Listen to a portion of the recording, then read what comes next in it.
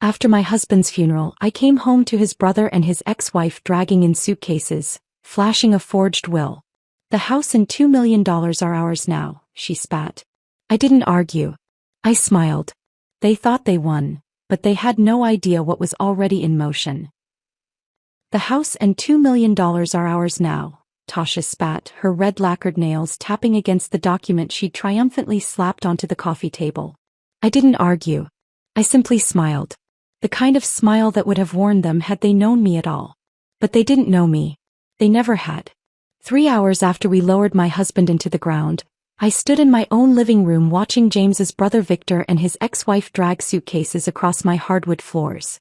The audacity shouldn't have surprised me. Nothing about vultures should surprise anyone. The funeral had been a performance worthy of Broadway. Victor, dressed in an impeccably tailored black suit that James had actually paid for last Christmas, had wept on cue. His shoulders heaved dramatically whenever someone important approached. The CEO of James's company, our attorney, wealthy investors who had backed my husband's vision. I watched from behind my veil as Victor clutched their hands, voice breaking with fabricated grief while his eyes remained calculating, cold. Tasha had kept to the periphery, a shadow in designer black, her presence raising eyebrows among those who remembered the vicious divorce 6 years ago.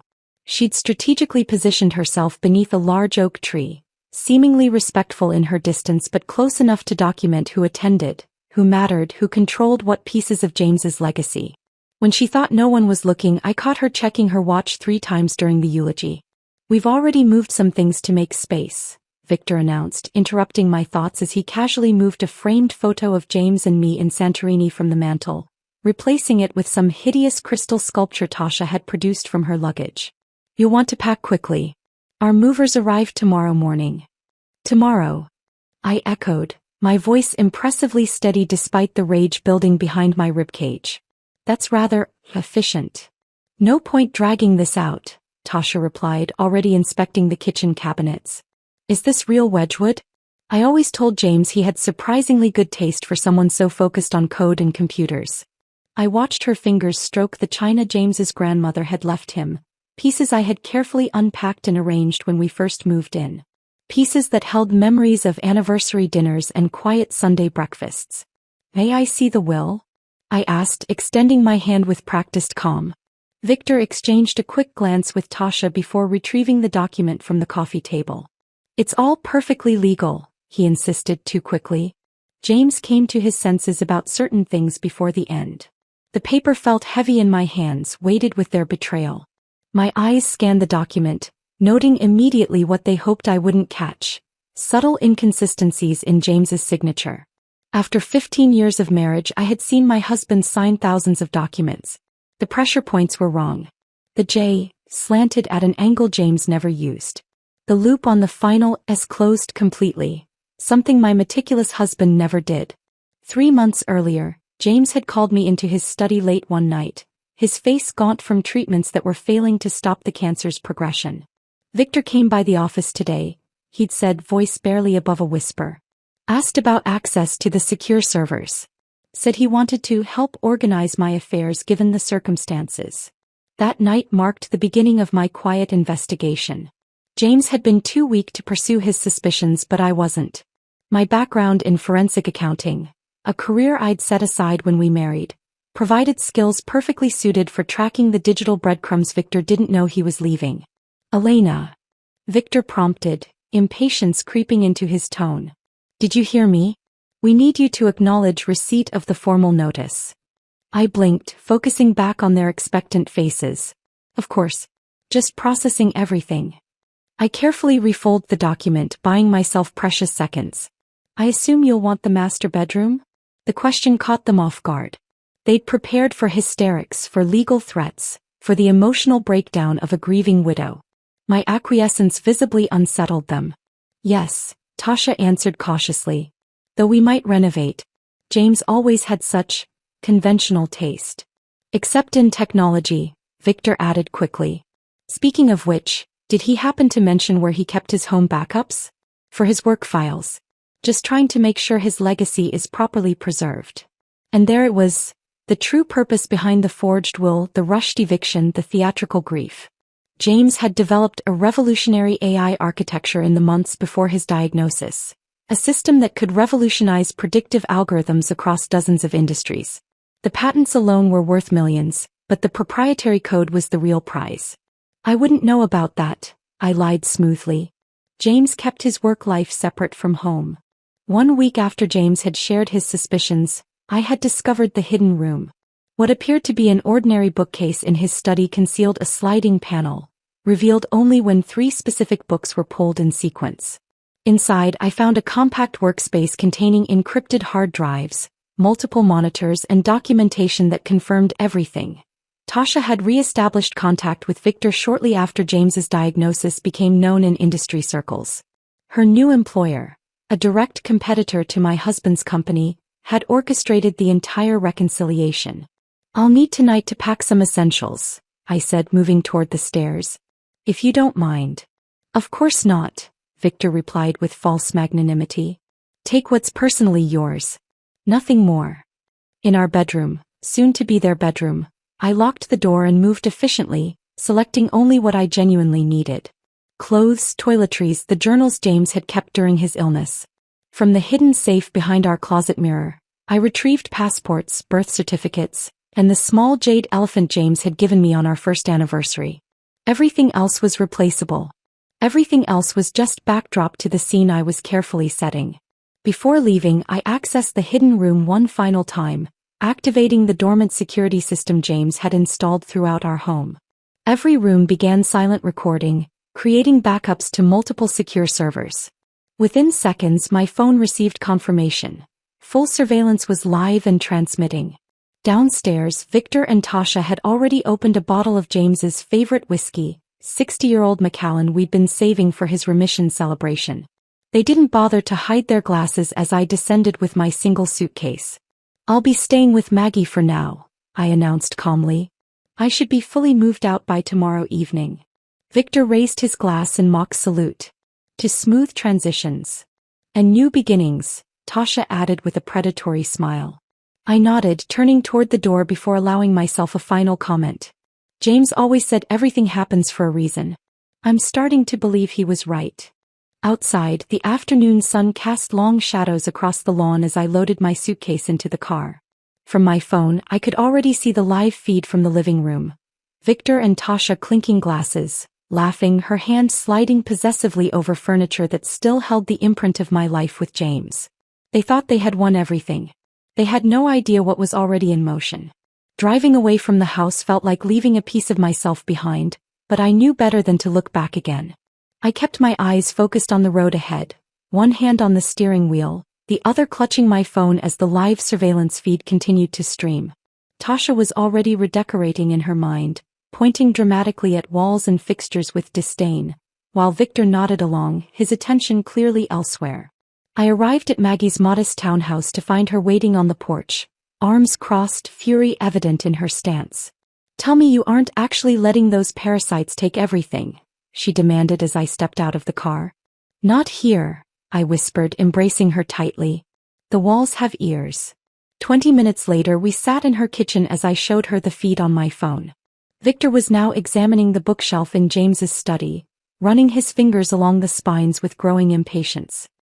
"He knows something's there," I explained, sipping the strong coffee Maggie had prepared. "James mentioned the hidden room to him once when they were teenagers. He's been obsessed with finding it ever since." "Will he find it?" Maggie asked. I allowed myself a small smile. "Not without the correct sequence. And even if he stumbled upon it by sheer luck, he'd find nothing but empty drives now." On screen, Victor had abandoned the bookshelf and moved to the large painting that concealed James's wall safe. Unlike the hidden room, the safe wasn't particularly secretive. Most visitors assumed it contained valuables or important documents. Victor spun the dial with practiced precision.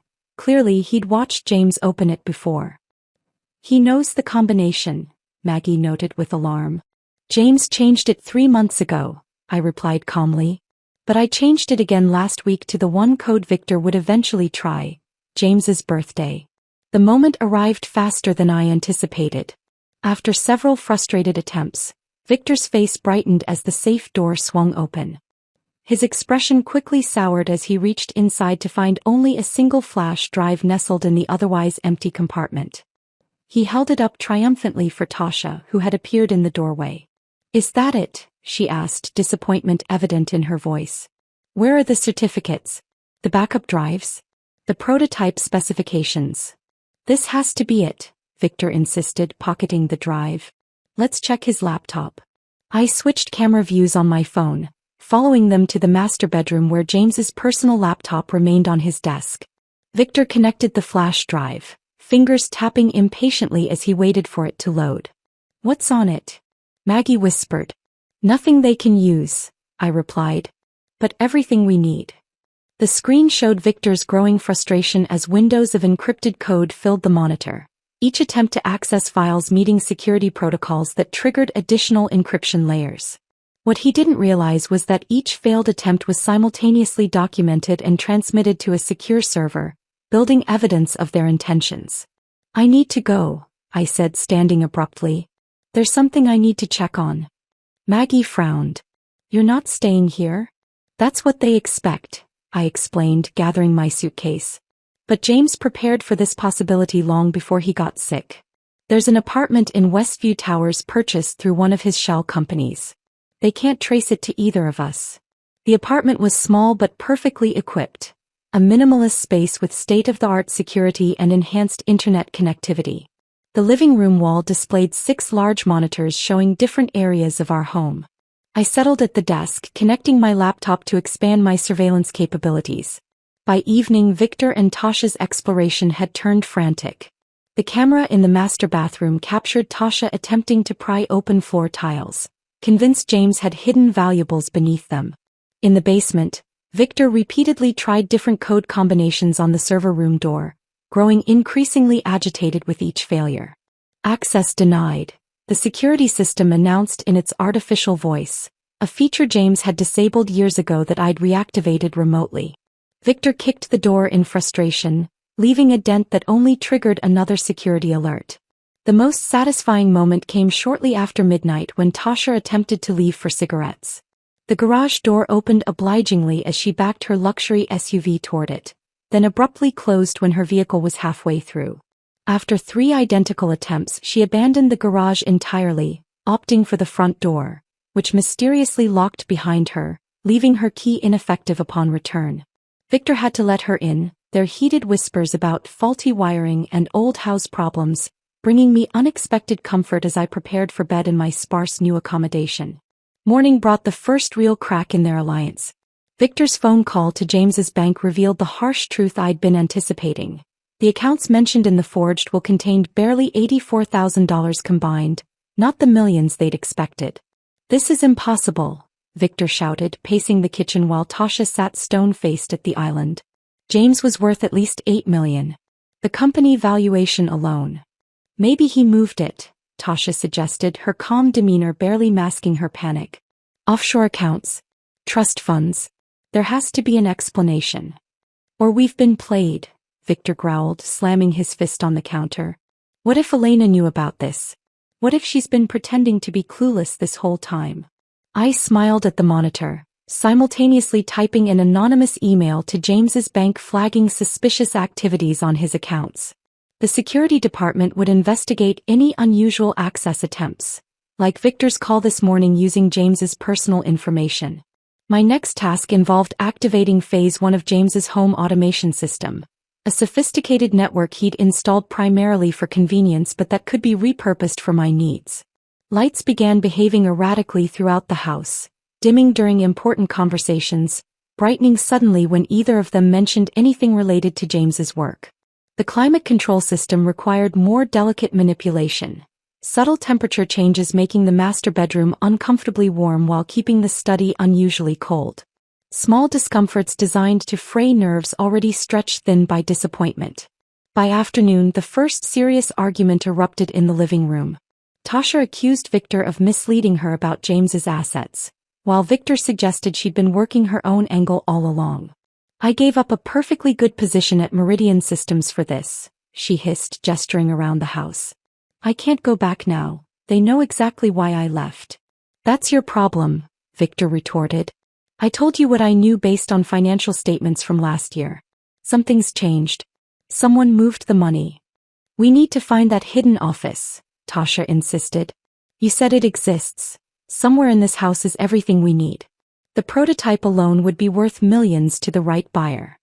Their candid admission of intentions recorded perfectly for later use. I leaned back in my chair, allowing myself a moment of grim satisfaction. James had always said the best revenge required patience, intelligence, and allowing your enemies to destroy themselves.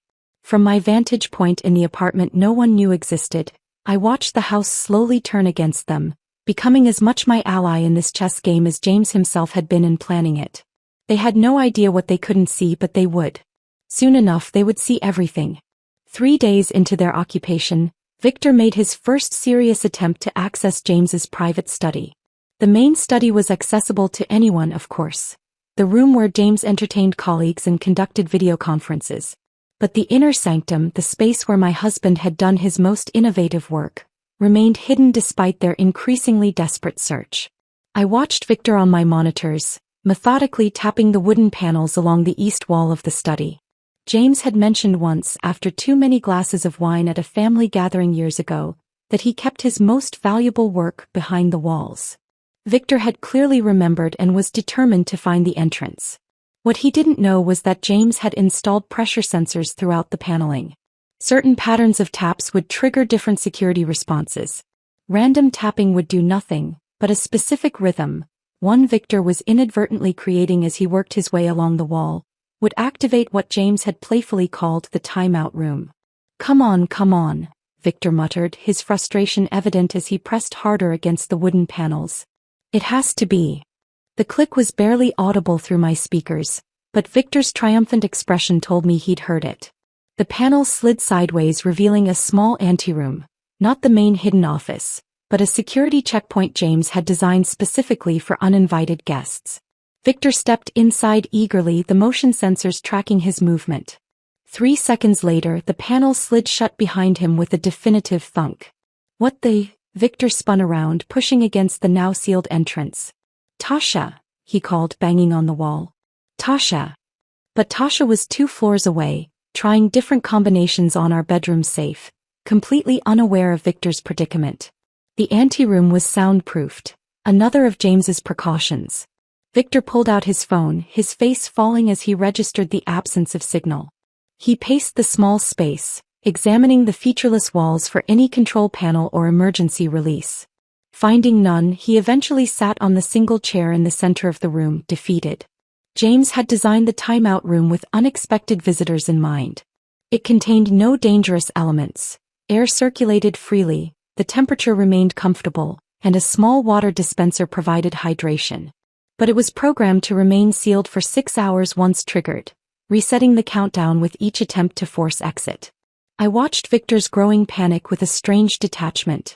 He checked his watch repeatedly, tried his phone from different positions, even attempted to pry the panel open with his house keys. Each effort proved futile. When Tasha finally realized Victor was missing, nearly 2 hours had passed. I observed her increasingly frantic search through the house, calling his name with growing irritation. She never thought to check the study until almost dinner time, and even then she had no way of knowing he was sealed inside the wall. By hour 5, Victor had moved through rage, desperation, and resignation. He sat motionless in the chair, staring blankly at the wall. When the panel finally slid open automatically, Tasha had long since given up searching and was nursing a glass of wine in the kitchen. Victor emerged shaken, disoriented by the experience and furious at what he perceived as a deliberate trap. His suspicions weren't entirely wrong. Something's not right about this house, he declared to Tasha later that evening, his voice carrying clearly through the kitchen monitors. It's like it's working against us. Tasha dismissed his concerns as paranoia, but I noticed she eyed the ceiling corners after that, searching for cameras she couldn't see.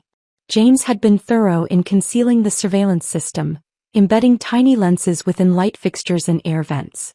The following morning brought Tasha's true skills into focus. While Victor slept off his ordeal, she set up sophisticated equipment I recognized from my research into her background. Hardware designed to penetrate secure networks and bypass conventional firewalls. I watched with grim satisfaction as she connected her devices to our home network, confident in her abilities yet unaware of the defensive mechanisms James had implemented. Within 30 minutes, warning alerts flashed across my screens. Tasha had triggered the network's security protocols. The counterattack was silent but devastating. Rather than simply blocking her, James's system allowed limited access while corrupting her equipment with targeted malware. Each of her probing attempts was logged, documented, and traced back to her previous employer, building a comprehensive record of corporate espionage attempts. My phone chimed with messages from the automated security system, detailing each breach attempt and countermeasure deployed. I forwarded the most damning evidence to my private email, adding to the growing file against them. That night, I initiated the first real psychological offensive. At precisely 2:17 a.m., when both were finally asleep, I activated the house's integrated speaker system. James's voice, collected from various home videos and recordings, echoed softly through the master bedroom. "The security protocol has been breached," his disembodied voice announced calmly. "Initiating countermeasures against unauthorized access." Victor bolted upright, flipping on lights while Tasha remained frozen in bed, eyes wide with genuine fear. "What was that?" she whispered. "Was that?" "It sounded like James," Victor confirmed, his voice unsteady. "Some kind of automated message." I played another clip 20 minutes later, just as they'd convinced themselves it was a dream or technical glitch. "All attempts to access secure files have been logged and reported," James's voice stated matter-of-factly. "IP addresses and methods have been documented." Their relationship deteriorated rapidly after that night. Breakfast the next morning devolved into accusations, with Tasha questioning Victor's competence and Victor insinuating that Tasha's technical expertise must be exaggerated if she couldn't even access basic files. "You said this would be simple," she hissed, slamming her coffee mug down. "A grieving widow, distracted and emotional. A straightforward will execution. Where's the money, Victor? Where are the research files your brother supposedly kept here? Maybe if you were actually as skilled as Meridian thought you were, we'd have answers by now," Victor shot back. By week's end they were sleeping in separate rooms. Victor took the master bedroom while Tasha claimed the guest suite, their united front crumbling under the weight of frustration and suspicion. I documented everything methodically, creating timestamps and saving video clips of their most incriminating conversations. When they attempted to forge my signature on additional bank documents, amateurishly on the dining room table in full view of a hidden camera, I forwarded the footage to Michael Kane, a private investigator who had been my colleague before I left the accounting firm. "This is better than I expected," Michael commented during our secure video call. "They're doing all the work for us." "They're getting desperate," I replied, watching Victor pace the living room on my secondary monitor. "The house is becoming their prison." Michael's laugh carried a predatory edge. "A prison of their own making. Your husband was a genius." "Yes," I agreed, fingering the jade elephant pendant I hadn't removed since James gave it to me. "He knew them better than they knew themselves." The house that knew too much was slowly revealing their secrets, one surveillance clip at a time. The 10th day brought a breakthrough, at least Victor thought so. While ransacking James's closet for the third time, he discovered a hidden compartment beneath the false bottom of an old humidor. His triumphant shout echoed through the surveillance system as he held up a sleek external hard drive, its metallic surface gleaming under the bedroom lights. "Tasha, get in here," he called, already connecting it to his laptop. "I found something." I leaned forward in my chair, anticipation tightening my chest. The drive had been James's idea, a honeypot designed to lure exactly this type of intrusion. I'd planted it 3 days before the funeral, sliding it into the hiding spot I knew Victor would eventually discover. Tasha appeared in the doorway, her initial excitement fading to caution. "Wait," she said, reaching toward the laptop. "We should scan it first. It could be." "It's fine," Victor dismissed, already clicking through folders labeled with promising titles. "Anyway, investor representatives, patent face." The tracking software installed silently in the background, designed to remain undetectable by standard security programs. Within seconds, it began transmitting data from Victor's laptop to my secure server. His contacts, emails, text messages, browsing history, and most importantly, his communications with Tasha's employer, Axiom Technologies, James's chief competitor. "These are encrypted," Victor growled, clicking frantically through files that appeared complete but remained inaccessible. Maybe your technical expertise might actually be useful now. Tasha's expression soured, but she took his place at the laptop, fingers flying across the keyboard with practiced efficiency. These are sophisticated encryption protocols, she muttered. But I might be able to. She worked for hours while Victor paced behind her. By evening, her frustration was palpable. I need specialized equipment, she finally admitted. This isn't something I can crack with basic tools. Then call your people, Victor snapped. That's why they sent you, isn't it? To get exactly this kind of information. The slip confirmed what I already suspected. Victor knew about Tasha's connection to Axiom. He wasn't just her unwitting accomplice. He was an active participant in the corporate espionage. Later that night, while Victor slept, Tasha made the call I'd been waiting for. She moved to the garden patio, clearly believing she was beyond the house's surveillance range. He was wrong. It's me, she said quietly, her back to the hidden camera in the porch light. Yes, I'm still here. No, it's not going as planned. She paused, listening to someone on the other end. The widow moved out immediately, too quickly. Like she knew what was coming. Another pause. We found a hard drive, but it's encrypted beyond anything I can handle remotely. No, I can't remove it from the premises. There's some kind of tracking protocol embedded in the house systems. She glanced nervously over her shoulder. Something's not right about this place. The security is. It's like it's adaptive. The voice on the other end must have expressed displeasure, because Tasha's posture stiffened defensively.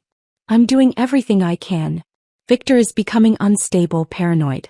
He thinks the house is watching us. She lowered her voice further. I need extraction. This mission is compromised. When she returned inside, I triggered the next phase of escalation. The house's security system activated without warning. Lights flashing, alarms blaring, every door and window in the south wing locking simultaneously. Tasha froze in the hallway, terror evident on her face as automated announcements echoed through the house. Security breach detected. Containment protocols engaged. Victor emerged from the bedroom wild-eyed and disheveled. What did you do? He shouted at Tasha over the alarms. Nothing. I was just outside getting some air. The system deactivated as abruptly as it had started, leaving them shaken in the sudden silence. Neither slept for the remainder of the night. The following morning, Victor announced his plan to generate cash by selling some of James's art collection. Specifically, 3 abstract paintings in the dining room that James had purchased as investments. These are worth at least $500,000 each, he told Tasha confidently. I've already contacted a buyer who doesn't ask questions. I watched him carefully remove the first painting, a large Rothko-inspired piece that James had particularly loved. Victor wrapped it carefully in blankets, oblivious to the fact that he was handling a replica. James and I had moved the originals to secure storage 2 months earlier, replacing them with sophisticated reproductions that would fool anyone but a professional appraiser. Victor's buyer arrived that afternoon, a nervous man in an ill-fitting suit who examined the painting with a loupe and ultraviolet light. His frown deepened with each test. This is a reproduction, he finally announced. A good one, but definitely not authentic. That's impossible, Victor insisted, unwrapping the second painting. My brother collected originals. He authenticated them himself. The buyer examined all 3 with the same result. Someone switched them, he concluded, packing his tools. Happens more often than you'd think. Rich guy dies, staff gets ideas. He shrugged apologetically. I can't make an offer on reproductions no matter how good they are.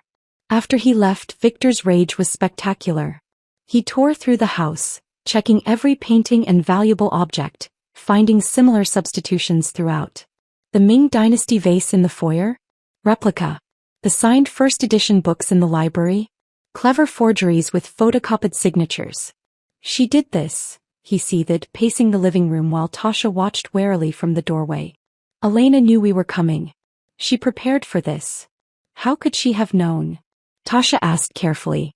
Victor spun toward her, suspicion dawning in his eyes. Unless someone told her. Unless someone warned her about our plan. The accusation hung in the air between them. Don't be ridiculous, Tasha scoffed, but her eyes darted toward the stairs. toward her packed suitcase I had observed her preparing earlier. That night the house turned hostile in earnest.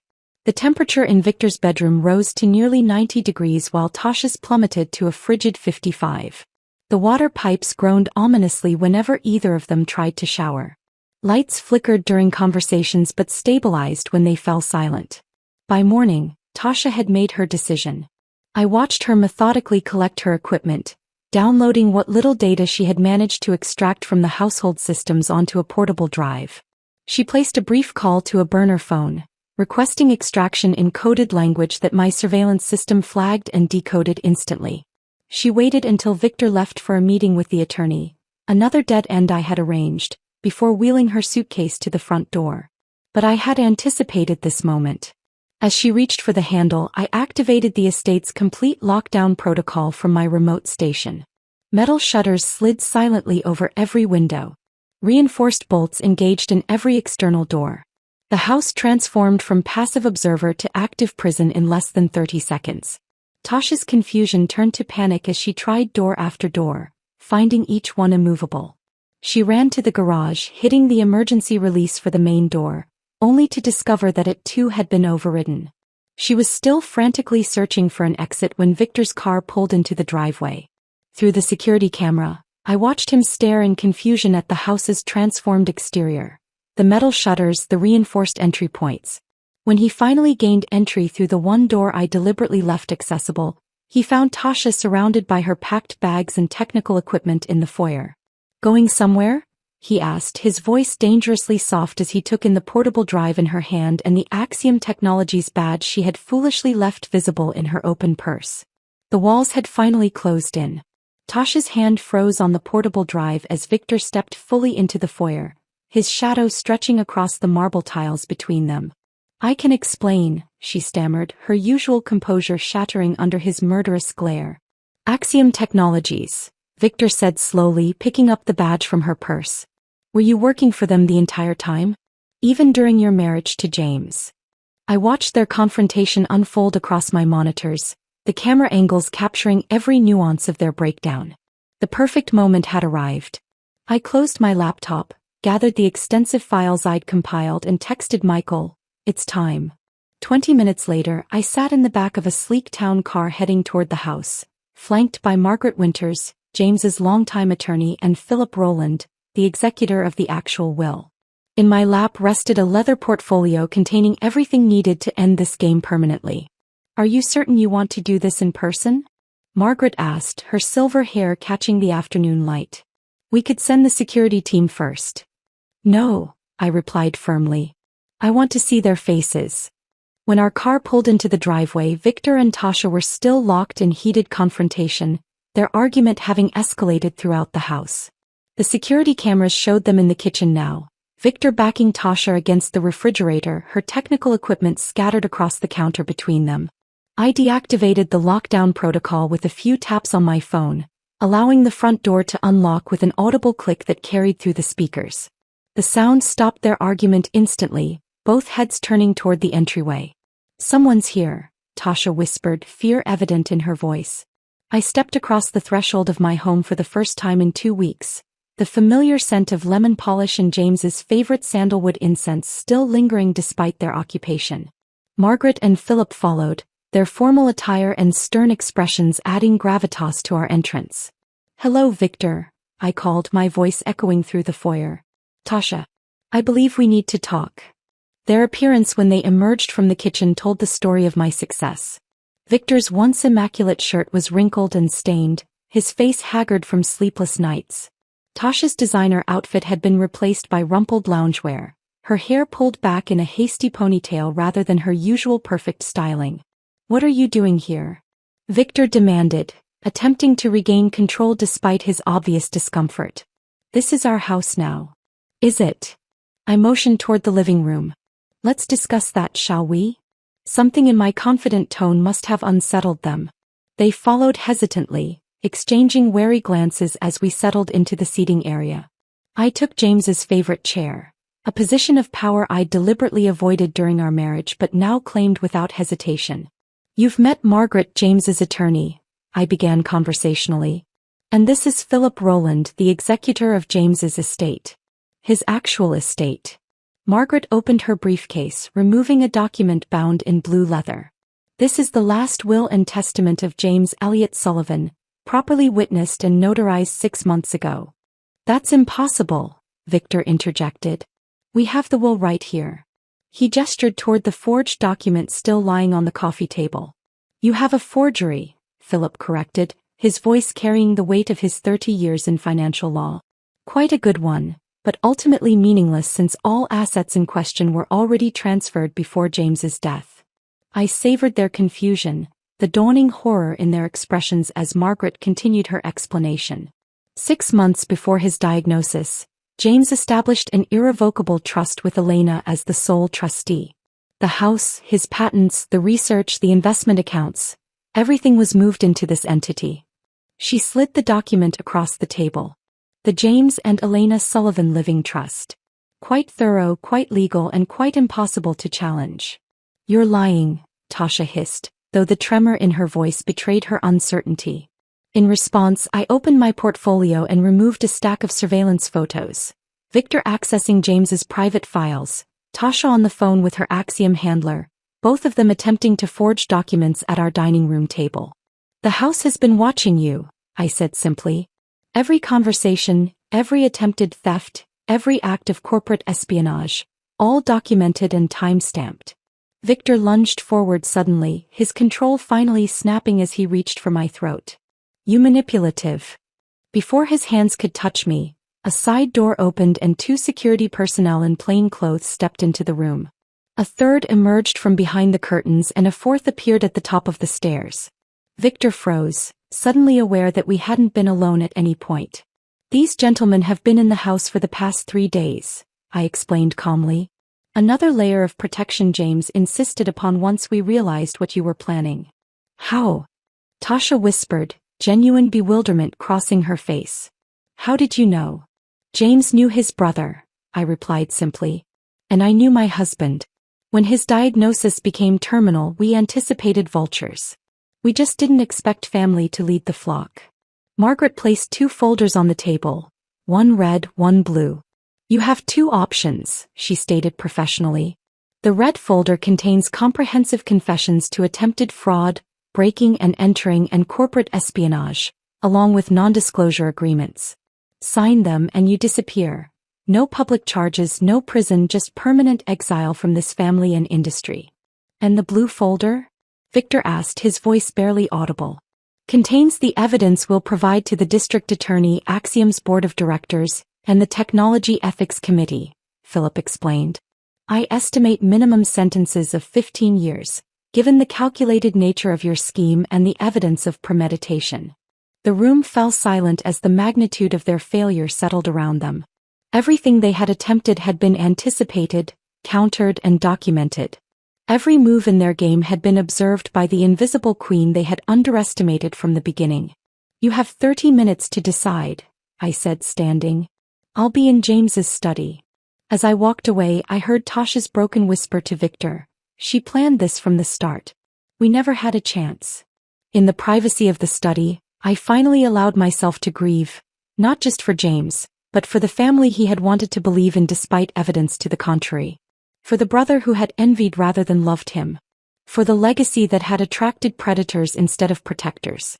When Margaret knocked softly 28 minutes later, I had composed myself again. They've signed the red folder, she informed me. The security team is escorting them to separate vehicles. I nodded, relief washing through me. And the house. As specified in the trust, it remains yours, along with all assets and research materials. After they departed, I moved through the empty rooms, reconnecting with the space that had witnessed both the happiest and most painful moments of my life. The silence felt cleansing after weeks of their invasive presence. In the basement, I pressed the sequence of panels that revealed the entrance to James's true sanctuary, the laboratory none of them had managed to discover. The door slid open, lights activating automatically as I stepped inside. The main console hummed to life, multiple screens displaying the progress of James's groundbreaking AI research. The neural framework that could revolutionize everything from medical diagnostics to climate modeling. His true legacy, now safe in the hands of the only person he had trusted completely. My phone chimed with a message from the security team. Subject V delivered to international terminal with one-way ticket to Singapore. Subject T en route to private airfield for chartered departure to Berlin. Both escorts confirm compliance with non-return agreements. I set the phone down and turned to the main keyboard, entering the access code James had created for me. The system responded immediately. Welcome, Elena. Project continuity awaiting your command. James had always said that chess wasn't about capturing the king. It was about controlling the board so completely that checkmate became inevitable long before the final move. He would have appreciated the elegance of this victory, achieved not through confrontation but through patience, intelligence, and the power of being perpetually underestimated. The queen had taken the board exactly as we had planned.